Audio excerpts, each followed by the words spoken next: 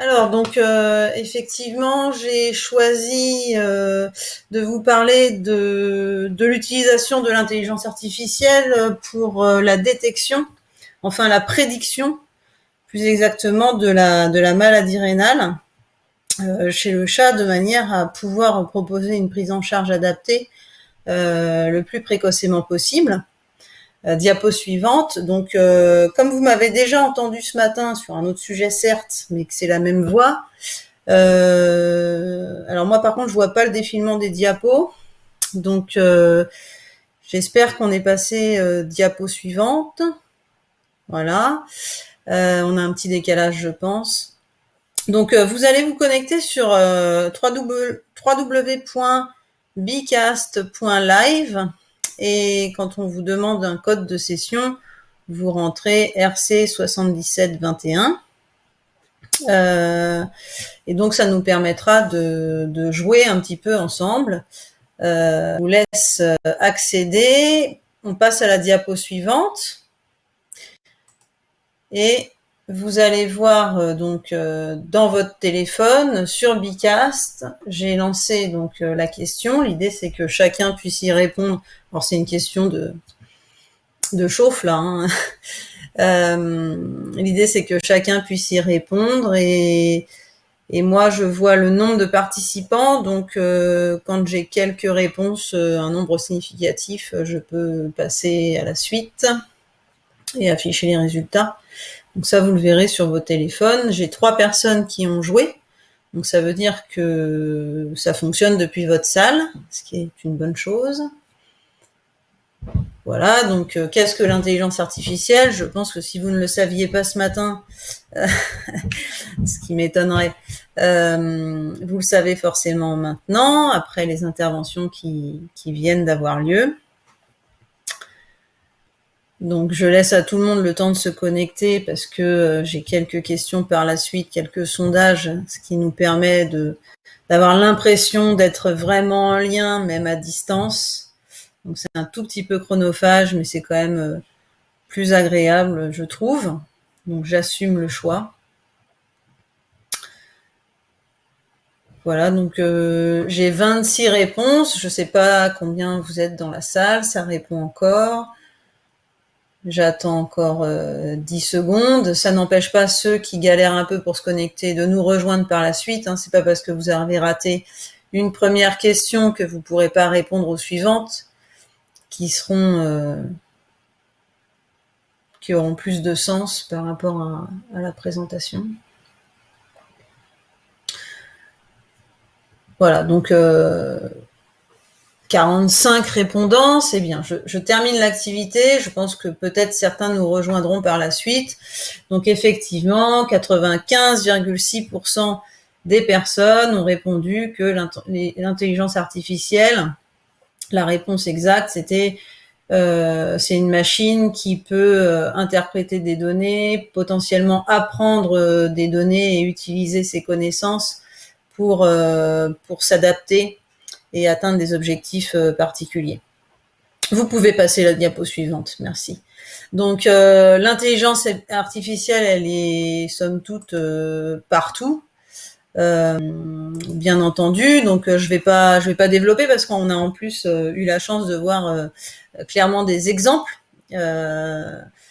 par rapport aux images que j'avais sélectionnées en termes d'exemples. On en a vu appliquer à la santé, donc on va gagner un petit peu de temps.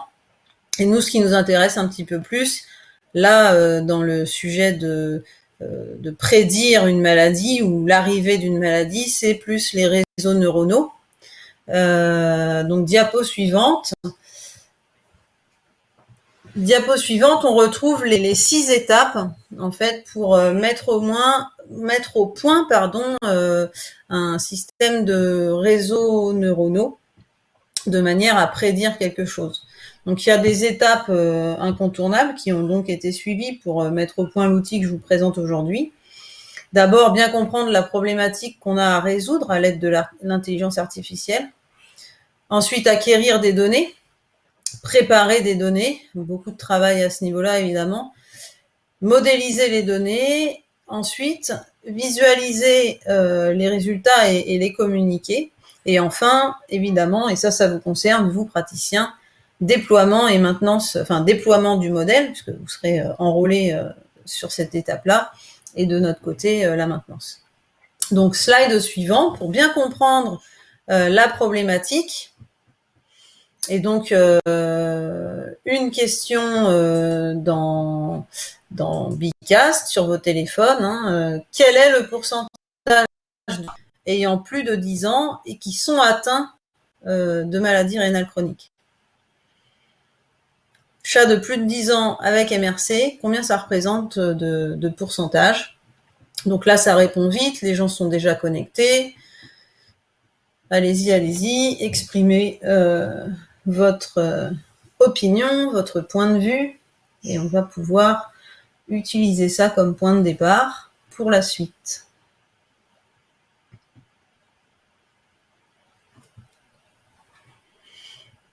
Voilà, donc on a plus de 50% qui pensent qu'il y a entre 30 et 40% de chats de plus de 10 ans présentant une MRC, et c'est la bonne réponse. Il y a entre 30 et 40%, slide suivante s'il vous plaît, de chats seniors, comme on dit, atteints de MRC. Ça reste la première cause de décès chez le chat. Et on sait que donc c'est une maladie chronique, évolutive, voilà. Et donc l'objectif, c'est détecter le plus précocement possible la maladie rénale chronique. Alors ces dernières années, avec l'apparition de la SDMA, évidemment, on a énormément progressé sur le sujet, et c'est une très bonne chose. Dans le même temps, l'idée, c'était donc de résoudre cette problématique-là. Proposer aux praticiens généralistes un outil qui lui permette de prédire la survenue de maladies rénales dans un délai relativement court dans la vie future de l'animal, de manière à faire une prise en charge plus précoce, donc pour retarder l'évolution de la maladie rénale, de façon à augmenter l'espérance de vie de l'animal malade. Donc on peut passer à la slide suivante, s'il vous plaît. Donc l'acquisition des données, voilà, vous avez la bonne slide. L'acquisition des données, c'est faite grâce à l'équivalent d'un CHV, je trouve pas mes mots, pardon, donc le Royal Veterinary College de Londres, qui nous a fourni près de 300 chats et plusieurs consultations pour chacun de ces chats. Et la chaîne Banfield aux US, qui, pareil, a permis d'avoir plus de 2500 chats. Enfin, j'ai plus les chiffres en tête, mais en tout, on a environ 3500 chats et 10 500 consultations. D'accord ? C'est-à-dire que pour chaque chat, on a des consultations qui se suivent dans le temps, et c'est ça qui va nous intéresser. Parmi toutes ces consultations, slide suivante, il y a eu un énorme tri au niveau des variables. Parce qu'au départ, il y avait près de 116 variables, tout chat, toute consultation confondue. Donc évidemment, en faisant le tri de tout ce qui n'est pas systématiquement renseigné d'un cas à l'autre, ça fait du déchet. Il restait environ 16 variables, enfin il restait 16 variables exactement, à ce stade-là, variables que je vous ai listées, si vous êtes curieux, vous les avez à l'écran. Voilà. Donc là, c'était l'étape de préparation des données. Ensuite, on rentre dans le vif du sujet, j'ai envie de dire, c'est la modélisation des données, slide suivante, où en fait, pour chaque chat, dans un premier mode de l'outil, on a un mode d'entraînement de l'outil. C'est-à-dire que les données sont rentrées pour chaque consultation, et les visites sont classées en visites sans anomalie, visite diagnostic de maladie rénale chronique azothémique, donc milieu du stade 2. Et visite suivante, c'est visite de suivi. Donc en fait, ce qui va être intéressant pour l'outil, c'est d'apprendre quelle est la dernière visite sans anomalie. Dernière visite sans anomalie, c'est celle après laquelle on peut dire, bah oui, le chat présente un risque de déclencher une maladie rénale chronique azothémique dans un délai relativement court, donc d'ici la prochaine visite. D'accord ? La phase suivante, c'est test et validation. Donc, diapo suivante, s'il vous plaît.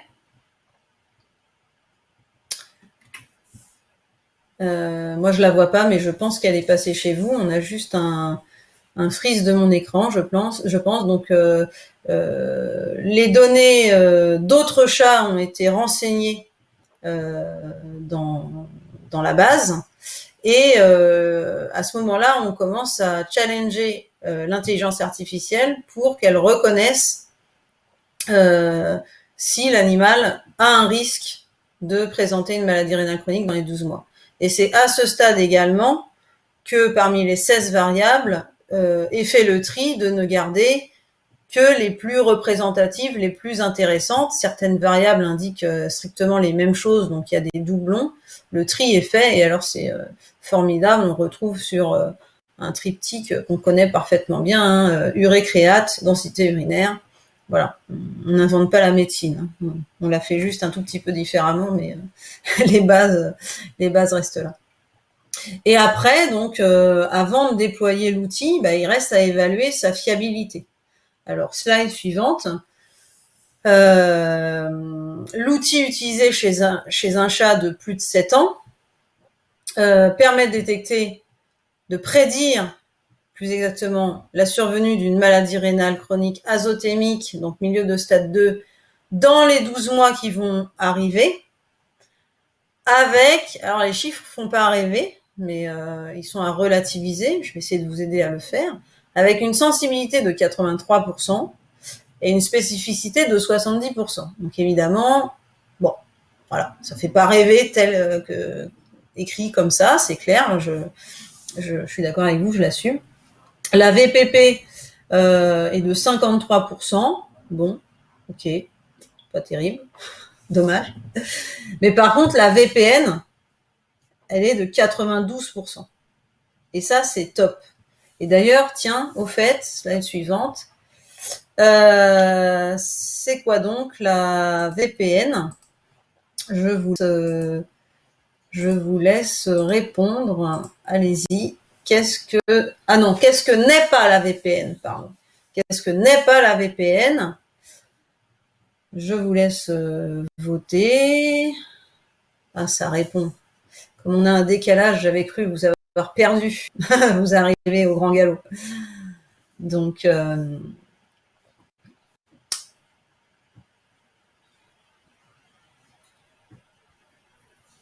la VPN, c'est un réseau privé virtuel. Oui. Mais en fait, non. Non, là, vous avez répondu, c'est vrai ce que vous avez répondu, c'était un piège, c'était hors contexte, j'aurais compté bon. Mais dans le contexte d'un test, d'un test statistique, la VPN, c'est la valeur prédictive négative. La valeur prédictive négative, c'est la probabilité que le chat ne soit pas malade rénale chronique dans les 12 mois, quand mon test indique qu'il ne sera pas malade rénale chronique dans les 12 mois. C'est-à-dire que quand les voyants sont au vert, qu'on me dit « Ok, ce chat-là, il n'a pas un risque de présenter une maladie rénale chronique dans les 12 mois qui viennent », je peux croire mon résultat. Et ça, c'est vachement bien. Slide suivante. C'est vachement bien parce que ça va permettre aux praticiens d'adapter la prise en charge et le rythme en particulier de suivi de ces patients au cours du temps. Donc, si Renal Detect, parce que c'est son nom en fait, me dit ce chat n'est pas à risque. J'ai 92% de chances pour qu'il ne se trompe pas, qu'il ait raison. Et donc, je peux engager mon propriétaire à me représenter l'animal dans 1 an. Le rythme classique de suivi. Si le Renal Detect me dit l'inverse, à risque, animal à risque de présenter une maladie rénale chronique d'ici 12 mois, même si la VPP est que de 53%, ce qui est pas terrible, c'est toujours plus que 30 à 40% de chats de plus de 10 ans risquent de faire une maladie rénale chronique. Donc bon, quand même, on gagne un petit peu de fiabilité. Et donc, je vais pouvoir proposer à mon propriétaire de me représenter son animal dans un délai plus court. D'accord ? Donc, l'intérêt de l'outil, c'est ça. Gestion, slide suivante, des animaux pas à risque, adaptés. Donc, suivi annuel, alimentation senior. D'accord ? J'avance encore. Alimentation senior, c'est maintenir le poids cible. D'accord ?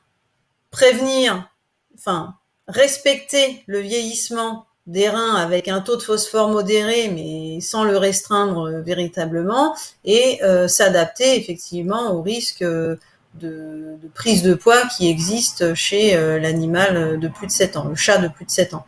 D'accord ? Donc tout simplement, pas à risque, alimentation senior. Slide suivante, s'il vous plaît. Chat à risque.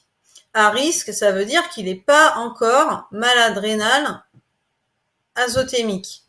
Ça veut dire qu'il est probablement déjà malade rénal, mais à un stade précoce, non diagnostiqué par la créate. Alors, si en même temps j'ai fait une SDMA et qu'elle est augmentée, voilà, j'affine un petit peu mon diagnostic. Mais ça veut dire que je suis en phase pré-maladie rénale azothémique. Je vais mettre en place une alimentation qu'on qualifie maintenant de early rénal pour simplifier un petit peu le truc. Et donc, qui a pour but, slide suivante, d'augmenter, de ralentir la progression de la maladie. Autrement dit, d'essayer d'augmenter l'espérance de vie du chat. D'accord ? Slide suivante, comment on fait ça ? C'est ce que je vous demande. Tac. Quelle mesure diététique permet de ralentir l'évolution de la maladie rénale chronique ? Est-ce que c'est la restriction en protéines, en sodium, en phosphore ou la supplémentation en oméga 3 ? Je vous le demande, sachant qu'il n'y a qu'une seule réponse possible.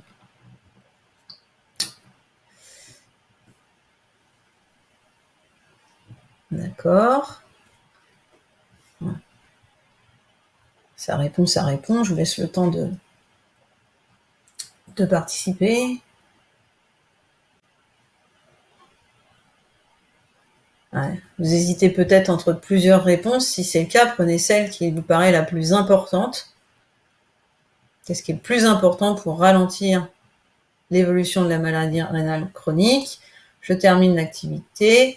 67,7% de bonnes réponses. Vous avez indiqué la restriction en phosphore. C'est exact. Vous avez raison. Donc, slide suivante. La restriction en phosphore, oui. On voit à gauche un aliment restreint en phosphore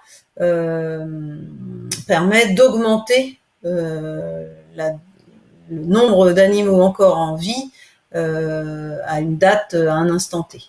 Ça multiplie le temps de survie du chat malade rénal chronique par 2,4, très exactement dans ce papier. J'ai mangé la référence et je vous présente mes excuses pour ça, j'aurais dû l'écrire. Voilà.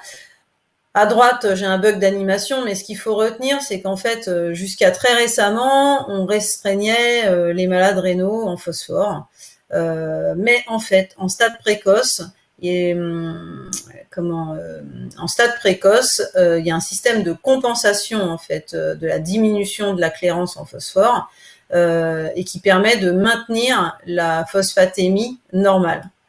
Et contrairement à ce qui se passe dans les stades plus avancés de la maladie rénale chronique. Et du coup, slide suivante, il a été montré très récemment qu'une restriction en phosphore, donc dans cette étude sur 17 chats en maladie rénale chronique de stade précoce, ils restreignent en phosphore, donc niveau aliment rénal, pendant 21 mois. Et alors urée, créate, phosphatémie, tout ça, pas de changement. Par contre, augmentation du FGF23 et du calcium ionisé, tellement qu'on observe même des calculs urinaires. Quand on passe à un taux de phosphore qu'on va qualifier de modéré, donc beaucoup moins restreint que sur les aliments rénal et autres habituels, on a une normalisation du FGF23 et de la calcémie ionisée, sauf chez un chat, d'accord, et une diminution de la fréquence des calculs urinaires. Ce qu'il faut retenir, c'est qu'en fait, on ne nourrit pas de la même façon, on ne restreint pas en phosphore de la même façon si l'animal est en maladie rénale chronique azothémique ou en maladie rénale précoce. Donc, Renal Detect va clairement nous permettre de savoir à quel moment on doit mettre l'animal sous early rénal, restriction modérée en phosphore, d'accord. Donc modéré, c'est-à-dire c'est pas la même chose qu'un rénal. Qui peut le plus, peut le moins, c'est pas vrai sur la maladie rénale, d'accord.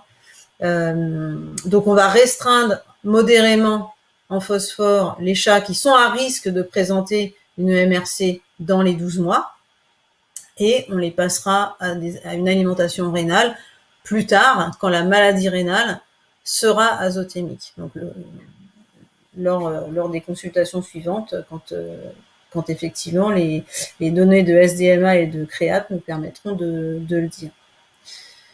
Slide suivante, on en arrive à la dernière étape en fait de notre histoire de Renal Detect là.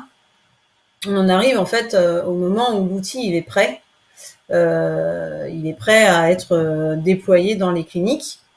Mais comme toujours, on a une phase de pré-lancement en fait. Donc après l'été, là, on propose à quelques cliniques qui sont motivées, qui ont envie de tester l'outil, de se mettre en phase de test de Renal Detect. Donc ce sera très facile, hein, vous rentrerez la créate, l'urée et la densité urinaire sur des chats que vous voyez en suivi annuel hein, de santé senior de plus de 7 ans. Et donc le test vous dira si l'animal est à risque ou non dans les 12 mois de déclencher une maladie chronique azothémique. Voilà. Donc slide suivante. Si vous êtes intéressé, vous contactez votre délégué dès ce soir, dès demain, et dans la limite des places disponibles pour le test, on vous communiquera à la rentrée un système pour accéder à l'outil.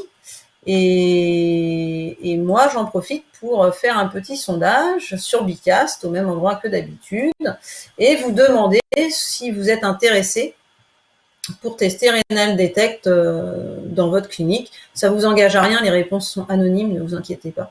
Je noterai pas sur la liste qui a dit oui, qui a dit non. Mais là, comme ça, à chaud, vous êtes plutôt pour essayer ou pas. Voilà, les réponses m'intéressent. J'espère avoir été claire, n'avoir pas fait trop de redites sur tout ce qui est intelligence artificielle. Et slide suivante, je vous remercie de votre attention.